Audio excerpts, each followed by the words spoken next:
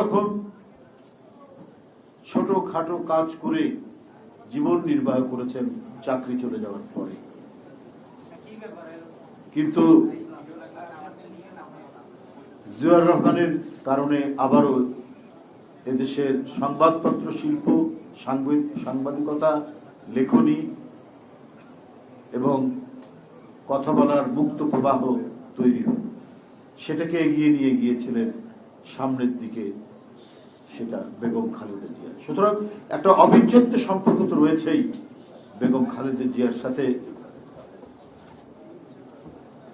সংবাদপত্রের সাথে জড়িত যারা রয়েছেন, সাংবাদিকরা যারা রয়েছেন, এবং উনারও যে একটা ভালোবাসা। আমার মনে আছে স্পষ্টভাবে, উনি যখন প্রথমবার জেল থেকে বেরোলেন 2008 সালে, এর প্রথমেই সাংবাদিকদের নিয়ে এখানেই প্রেস ক্লাবে একটা প্রোগ্রাম হয়েছিল, এবং সেটা ওনাকে বেশি অনুরোধ করতে হয়নি, আপনাদের কথা শুনেই তিনি এখানে এসেছিলেন। সম্ভব না, সে তখন রোজার মাস ছিল বা এরকম ইফতারিতে উনি আসলেন আর কি। তা আমরা কাছে থেকে দেখেছি, মানে আপনারা যেভাবে দেখেছেন আমরা ওইভাবে না দেখি, কাছাকাছি থেকে দেখলেও মানে তার যে পরিধিটা, তার যে পরিসরটা এত বিশাল, এত ব্যাপক যে ছিল, এবং সেটা ওনার মৃত্যুর পরে, ইন্তেকালের পরে যেভাবে মানুষের উচ্ছ্বাস আমরা দেখেছি, যেভাবে মানুষের যে মানে শোক আমরা দেখেছি, শোকের যে বহিঃপ্রকাশ আমরা দেখেছি, তো সেটাতেই মনে হয়েছে যে সমাজের গভীরে তার অবদানগুলো এমনভাবে তিনি রেখে গেছে, সেটা তার মৃত্যুর পরেই জানা গেছে। মানুষের যে ঢল সেদিন প্রত্যক্ষ করেছি। এটা কিন্তু কোনো অর্গানাইজ করা হয়নি, কেউ যে আমরা অর্গানাইজ করেছি যে সারা দেশব্যাপী আপনারা উঠে আসুন, এটা ধরুন একদিন দুই দিন সময় পেলে সেটা হতো। আমরা এটা দেখেছি ইয়ের পরে, কি বলে যে উনি মৃত্যুর পরের দিনই তো জানা যায়, তো ওই সুযোগ বা সময় ছিল না। এটা ছিল একেবারেই স্বতঃস্ফূর্ত, মানে বাড়ি ঘর থেকে, মানে সাধারণ কর্মকর্তা, কর্মচারী, কেরানি, পানের দোকানদার, মানে সমাজে যারা বাস করে এদেশের জনগণ, তাদের নানা শ্রেণী পেশার মানুষ নিজের তাগিদে এসে সেখানে অংশগ্রহণ করছে।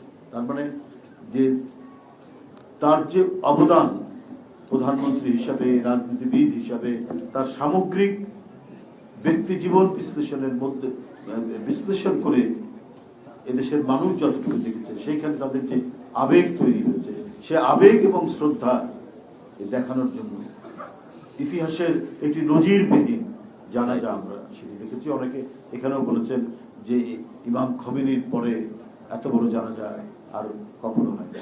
তো খোমেনির জানাজাও আমরা, আমাদের মনে আছে 89 বা 90 এরকম, তো তার চেয়ে তো আমার কাছে মনে অনেক বড় অনেক বিষয়, মানে ঢাকা শহরব্যাপী মানুষের যেন স্রোত বয়ে যাচ্ছে। এই ছিল মানে মানুষের যে একটা মানে ঢল, শোকাচ্ছন্ন মানুষ, তারা যে জানাজা পাওয়ার জন্য ফিরে আসছে, এটা একান্তই মনের ভেতরের ভালোবাসা না থাকবে এটা সম্ভব হতো না। আপনারা অনেকেই বলেছেন এই যে মহিরু, একটা মানুষ মহিরু হয়ে উঠে, মহিরু হয়ে উঠলে তার ছায়া পড়ে, এই ছায়াতে আশ্রয় পাওয়া, এটা তো মানে একটা বড় ধরনের একটা জিনিস। আমরা এই দেশের একটা বিশাল মহিরু, যার ছায়া তলে আমরা বসবাস করতাম, এই ছায়াটা মনে হয় অপসৃত হয়ে গেল। একটা অভিভাবকত্বের যে ছায়া, অর্থাৎ একটা বাড়িতে যদি বাবা এবং মা বুড়ো হয়ে গেছে, হাঁটতে চলতে পারে, চেয়ারে বসে আছে, তারপরেও কিন্তু সাহস লাগে যে মা বেঁচে আছে বা বাপ বেঁচে আছে। বাইরের যত কাজকর্ম, এর মধ্যেও যে কোনো সংকট, যে কোনো মন খারাপের মধ্যে মনে হয় যে না, বাসায় ফিরে যায়, আমার মা তো বেঁচে আছে। এই যে ভরসাটা, এই ভরসাটা আর থাকলো না আমাদের কারো কাছে, যে তার কাছে গিয়ে কমপক্ষে মনের কথাটা বলা যেত, তার কাছে গিয়ে একটা আশ্রয় পাওয়া যেত, সেই আশ্রয়ের জায়গাটা অনেকটাই আমাদেরকে হারাতে হয়েছে। সাংবাদিক ভাইরা, আপনারা আপনাদের কাছ থেকে সত্যি আরো অনেক জিনিস আমরা শুনলাম, তার অবদানের বিভিন্ন দিক, বিশেষ করে সাংবাদিকদের জন্য। তো এই মানুষটি সম্পর্কে আর কি বা আছে, কি বা বলতে পারি বলুন। মানে জাতীয় নেতৃত্বের এমন একটি জায়গায় কত বিচক্ষণ হতে পারে, আমরা প্রতিনিয়ত প্রতি সময়ে সেটা ভেবেছি। আপনাদের নিশ্চয়ই মনে আছে, একটি ক্রান্তিকাল চলছিল মানে ১/১১ সময় থেকে। এই ক্রান্তিকালের মধ্যে প্রচন্ড দমন পীড়ন শুরু হলো। পরবর্তীতে যারা ক্ষমতায় আসলেন রাজনৈতিক দল, তার প্রধান নেত্রী বললেন তাদেরই আন্দোলনের ফসল। ফলে ২০০৭ সাল থেকে যে ক্রান্তিকাল শুরু হলো, সেটি ৫ই আগস্ট পর্যন্ত একইভাবে একই তালে চলেছে। ২০০৮ সালে যে কথাটি আমি বলতে যাচ্ছিলাম, আপনাদের নিশ্চয় মনে আছে যে ১৯-২০ তারিখে ঢাকা বিশ্ববিদ্যালয়ে একটা বড় ধরনের আন্দোলন হলো। সেখানে সেনাবাহিনীর সাথে ছাত্রদের একটা সংঘর্ষ হয়েছে। তো এ বিষয়ে তখন আমরা অত্যন্ত গোপনে, হোয়াটসঅ্যাপ এগুলো তো বের হয়নি, আমরা মোবাইলেই কথা বলতে হতো। আমরা তখন জানতামও না যে মোবাইলের কথা বললে পরে সেটা টেপ হয়, জানাজানি হয়। তখন এইসব ধারণা ছিল না, কারো ছিল না, জনগণের মধ্যে ছিল না। তো যত দিন গেছে, হাসিনার আমল যত পাকাপোক্ত হচ্ছে, ফ্যাসিবাদ যত তীব্র থেকে তীব্রতর হচ্ছে, আমাদের তত সাবধান হতে হচ্ছে। এবং আমরা খোঁজ নিচ্ছি যে কোন মাধ্যমে কথা বললে, টেলিফোনের কোন মাধ্যমে কথা বললে, কোন অ্যাপস ব্যবহার করলে সেটা নিরাপদ থাকবে। এটা আমাদের খোঁজ নিতে হয়েছে এই সময়টা। কিন্তু সেই সময় অতটা ইয়ে ছিল না আমাদের কাছে। তো আমরা টেলিফোনে ওনাকে বললাম। তাহলে এর কয়েকদিন আগে শেখ হাসিনাকে অ্যারেস্ট করেছে। তো ওনার সাথে কথা হচ্ছিল যে ম্যাডাম স্টেটমেন্ট করা যায় কিনা। তো শেখ হাসিনা অ্যারেস্ট হয়েছে, দেখুন কতখানি ইয়ে, করে দাও, আমার পক্ষ থেকে একটা স্টেটমেন্ট করে দাও। তারপর দেখলাম যে একটা স্টেটমেন্ট হলো, তার মুক্তি ছিল।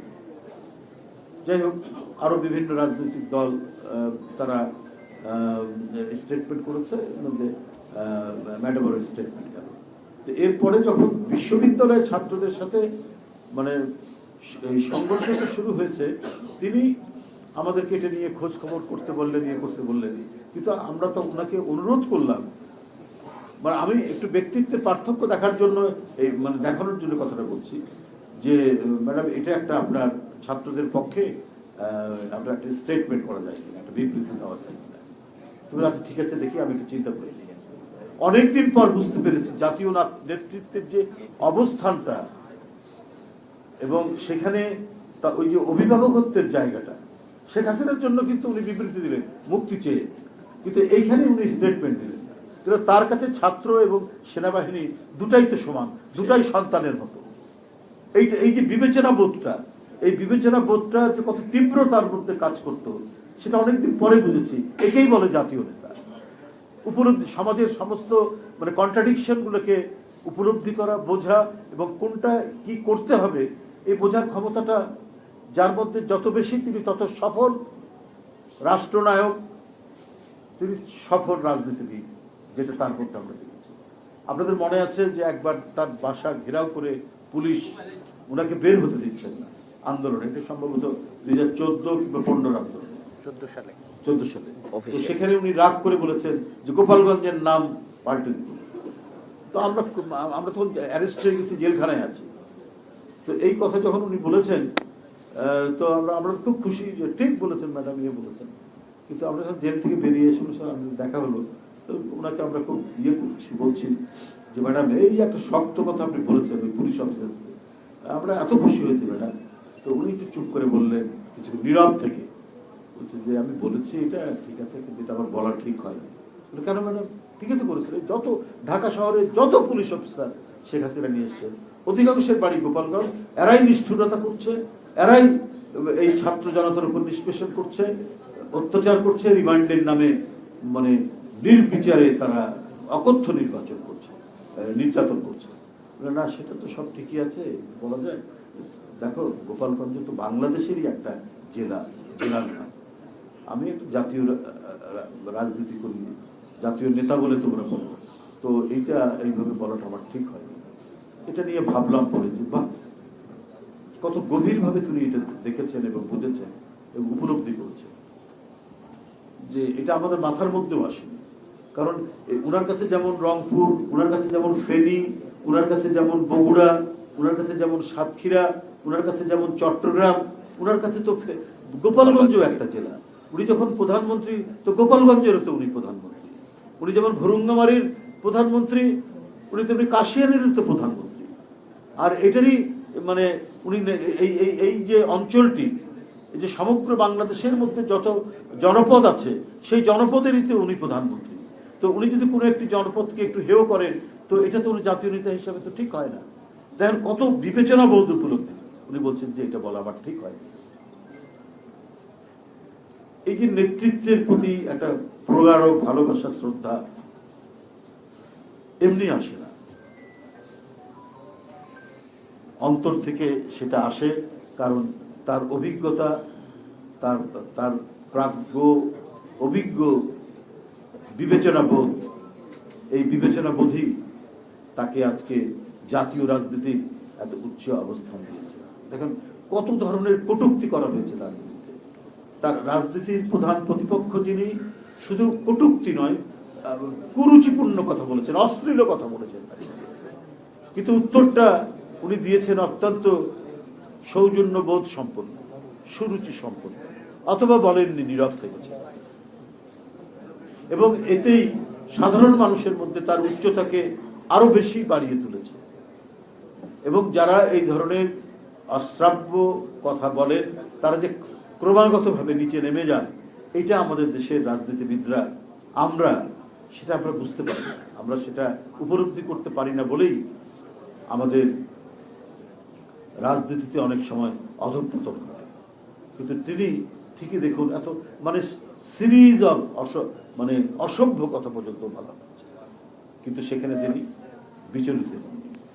তাকে উনি লন্ডনে গেলেন 2017 সালে। ওবায়দুল কাদের প্রতিদিনই বলতেন উনি আর আসবেন না, উনি ওখানেই থেকে যাবেন। উনি খুব ভালো কি বলে যে আরাম আয়েশে থাকতে ভালোবাসেন। উনি এখানে যে মামলা তার চলছে এটা আর ফেস করতে উনি চান না, উনি বিদেশেই থেকে যাবেন। তো এই কথা তো ওবায়দুল কাদের প্রতিদিন বললেন। হঠাৎ আমরা শুনলাম যে উনি দেশে চলে আসছেন। উনি জানেন যে এই মামলার কি পরিণতি হতে পারে। উনার যে রাজনৈতিক প্রতিপক্ষ তিনি কত ক্রূর এবং নিষ্ঠুর হতে পারেন, তিনি কত ভয়াবহ হতে পারেন, কত প্রতিশোধ পরায়ণ হতে পারেন, এটার প্রত্যেকটা বিষয় তিনি অবগত ছিলেন। কিন্তু উনি তার উপর যে একটা বড় ধরনের ধাক্কা আসছে, উনি যে ভয়াবহ নিপীড়নের মধ্যে পড়বেন, এটা জেনেও তার যে দেশপ্রেম এবং মৃত্তিকার প্রতি তার যে অকুণ্ঠ ভালোবাসা, সেটা আবারও পড়লেন, তিনি প্রমাণ করলেন। যেটা 2008 সালে মঈনুদ্দিন ফখরুদ্দিন চেষ্টা করেছিল, কোনোভাবেই যখন তাকে সরাতে পারেনি, তখন আবদার করলেন শেখ হাসিনা যে আমি তাহলে ফিরে যাব, তখন সে ফিরে আসলেন। তো এইবারও অনেক চেষ্টা করে যখন পারেনি, তখন তাদের যে এজেন্ডা, সেই এজেন্ডা অনুযায়ী তাকে কারাগারে নেওয়া হলো এবং তাকে কোনো উন্নত চিকিৎসা দেওয়া হলো না। যখন তিনি ক্রমাগতভাবে অসুস্থ হয়ে পড়ছেন, যে ভদ্রমহিলা হেঁটে ইয়ের মধ্যে গেলেন, কি বলে জেলখানার মধ্যে গেলেন, সেই ভদ্রমহিলা হুইল চেয়ারে করে ফিরে আসলেন। আমরা কিন্তু সন্দেহ প্রকাশ করেছি, জনগণও সন্দেহ প্রকাশ করেছে যে কারাগারের মধ্যে তাকে চিকিৎসা না দেওয়া বা সঠিক ডায়াগনোসিস করে চিকিৎসা না দেওয়া, এটা করছেন শেখ হাসিনা তার প্রশাসনকে কাজে। এখন কিন্তু আমরা নানাভাবেই এর আলামতগুলো পাচ্ছি। ওনার যে অসুখগুলো, সে অসুখগুলোর যথাযথ যে চিকিৎসা দেওয়া দরকার সেই চিকিৎসাটা দেওয়া হয়, এবং তাকে যে তিলে তিলে মৃত্যুর দিকে ঠেলে দেওয়া হচ্ছে, এটা কিন্তু টের পাওয়া যাচ্ছে, সেটা তিনিও টের পাচ্ছেন। তার পরিবার বলেছে, দল তো বলেছে, পরিবার বলেছে, বিভিন্ন স্থান থেকে, এমনকি আমি জানি যে নানা দিক থেকে আরো অন্যান্য লোকরা বলেছে, দেশের গুণীজনরা পর্যন্ত বলেছে তার উন্নত চিকিৎসার জন্য, কিন্তু শোনা হয়নি, তিনি শোনেননি। কারণ এতেই প্রমাণিত হয় যে রাশিয়ার মতো কর্তৃত্ববাদী একটি দেশ সেই দেশের অপোজিশন লিডার তাকে যখন অসুস্থতার কথা শুনলো, লোক দেখানো হোক, তারপরেও তাকে জার্মানিতে পাঠানো হোক। এই দৃষ্টান্তগুলো যখন ওনার চোখের সামনে, তৎকালীন প্রধানমন্ত্রীর চোখের সামনে যখন এগুলো মানে উপস্থাপন করা হচ্ছে, তিনি জানছেন, তারপরেও বেগম খালেদা জিয়ার উন্নত চিকিৎসার জন্য কোনো ব্যবস্থা করলেন না। এমনকি দেশের মধ্যেও কোনো ভালো হাসপাতালে তিনি পাঠাতে চাইলেন না, পিজি হাসপাতালের মধ্যে তাকে রাখলেন। এবং সেখানেও অবাধে যে চিকিৎসকগুলো ভালো চিকিৎসক, উন্নত মানের চিকিৎসক, তাদেরকে সেখানে যেতে দেওয়া হয়নি। এবং ক্রমাগতভাবে আমাকে অনেক ডাক্তার বলেছেন যে উনার যারা ব্যক্তিগত ডাক্তার, তাদের পিছনে ডিজিএফআই লেগে থাকে, তাদের পিছনে গোয়েন্দা সংস্থাগুলো মানে ক্রমাগতভাবে বিরক্ত করত, রীতিমতো হুমকি দিত। এই পরিস্থিতির মধ্যে তিনি থেকেছেন। তো এই যে মানে পরিস্থিতিগুলো তিনি অতিক্রম করেছেন, অন্য কোনো কারণেই নয়, অন্য কোনো অবস্থাতেই নয়। এই পরিস্থিতিগুলো করেছেন দেশের মানুষের জন্য, দেশের জন্য। এত বেশি আত্মসংযম তার মধ্যে ছিল, স্থৈর্য, ধৈর্য চরমভাবে তিনি আয়ত্ত করেছিলেন। তাই বড় বড় সংকটের মধ্যে, শোকের মধ্যেও তিনি নিজেকে অটল রাখতে পারতেন এবং ওই সংকটকে মোকাবেলা করার তিনি প্রত্যয় ছিল। আমরা মনে করি, আমি আবারও বলি যে তিনি যে দৃষ্টান্তগুলো রেখে গেছেন, তিনি যে পথগুলো বানিয়ে দিয়ে গেছেন, আমরা যদি সেই পথ অনুসরণ করে চলতে থাকি, তাহলে আমরা মনে হয় যে আরো সামনের দিকে আমরা এগিয়ে যেতে পারব। এবং তার যে বিবেচনা বোধ, তার যে চিন্তাধারা, এবং একজন রাজনীতিবিদ তার সঠিক সময়ে সঠিক সিদ্ধান্ত নেওয়ার যে ক্ষমতা, যেটা অসাধারণ ক্ষমতা ছিল দেশনেত্রী বেগম খালেদা জিয়ার মধ্যে। এবং সেই ক্ষমতা ছিল বলেই আজকে দেখুন, মানে বিশেষ করে তার যে দল, বাংলাদেশ জাতীয়তাবাদী দল, কত কি বলা হয়েছে, এই দল ক্ষমতায় না থাকলে টিকবে না, মানে প্রেসিডেন্ট জিয়া রহমানের সময়। তারপর উনি নেতৃত্ব আসলেন, এরপর তিনি 2 বার ক্ষমতায় আসলেন, যে সামরিক শাসকদের দল এরা কখনো টিকে না। কিন্তু সেই সামরিক শাসকদের দল টিকে না যারা অন্যায়ভাবে গণতান্ত্রিক শক্তির কাছ থেকে ক্ষমতা নিয়ে দেশ চালাতে চায়। কিন্তু জিয়াউর রহমান ছিলেন গণতন্ত্র ফেরত দেওয়ার লোক। একটা বাকশাল হয়েছিল, তারা সেনাবাহিনীর লোক ছিল না, কিন্তু তারা ছিল এত বেশি নিষ্ঠুর প্রকৃতির গণতন্ত্রের বিরুদ্ধে শক্তি হয়ে উঠলেন, সেইখান থেকে প্রত্যাবর্তন করা আবার বহুদলীয় গণতন্ত্রের দিকে এবং বহু মত পথের রাজনীতির দিকে। তো সেই ধারাবাহিকতার দল তো হচ্ছে এই দলটা।